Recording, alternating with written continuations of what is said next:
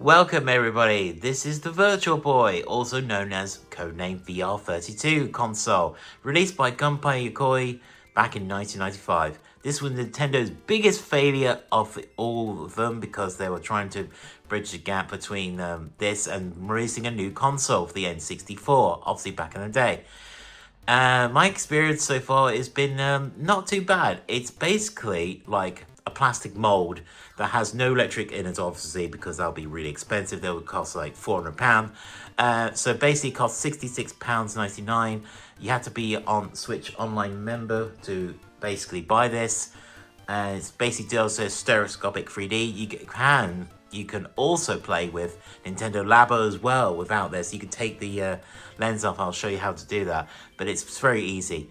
And also, it comes with Nintendo Switch OLED and the original bracket as well. So all you have to do is unscrew the bottom bit and just attach this. So you can use a Nintendo Switch controller like this one for the Switch 2, or you can use the Pro controller, which I'm probably going to use the Pro controller because that's nice.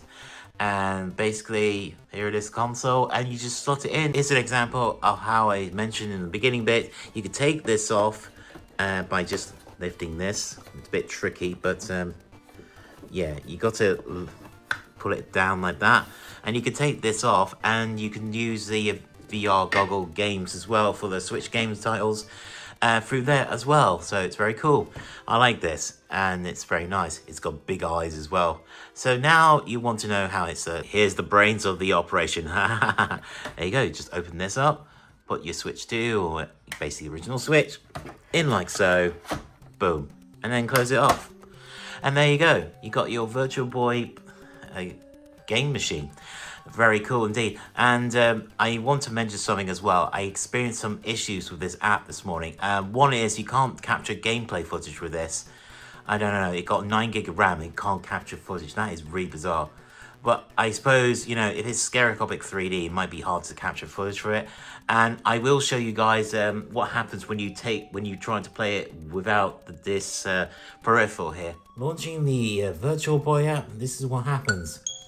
So this morning I had a screen basically saying you can't use the accessory. It'll have free popping little dot messages on the screen. And this says once you set the console into the dedicated accessory through the thing you saw, look through the accessory and press A. You press A, and there you go. This is the game selection you get. It's very minor amounts at the moment, but it's a good start for the Virtual Boy service. So basically, this is the IPD level.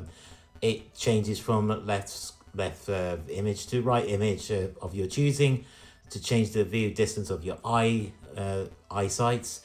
So that's basically it. I imagine in the future they're going to add obviously the color, change the colors from yellow, green, white on the side as well. That'll be updated.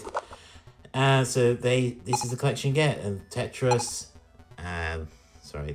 Galactic Pinball, Golf, Teleport Boxer, Red Alarm, that game they mentioned in the Direct. And of course, Wario Land Virtual Boy, which is one of the best Virtual Boy games on this service. I'm glad they included this as the first one because it's amazing. And that's the reason it was at number 1 on my top 10 best Virtual Boy games. There you go. The only problem I have is there's 2 missing games for this service. One is Nesta's Funky Bowling, which is a really good game, by the way. You actually, if you get like a split or a strike, his facial expressions are very comical and good fun to watch. I miss that.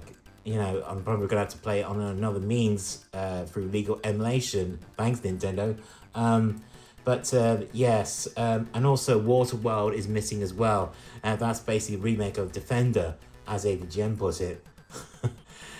So I'm looking forward to this service. It's gonna be fun to play stereoscopic 3D games through this, and I'm definitely gonna look into playing Zelda on the VR Labo thing. That'd be fun to play as well.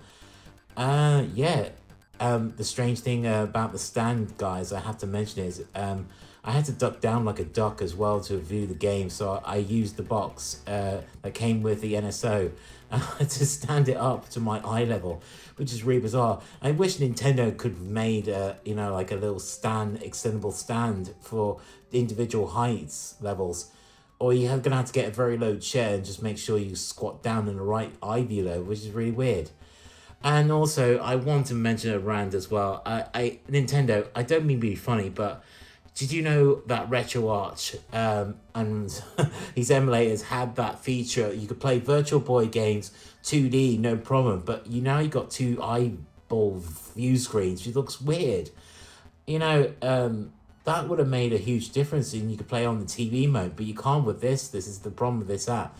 The other games you can with a TV mode, but not this one, which is a real shame and a real bummer.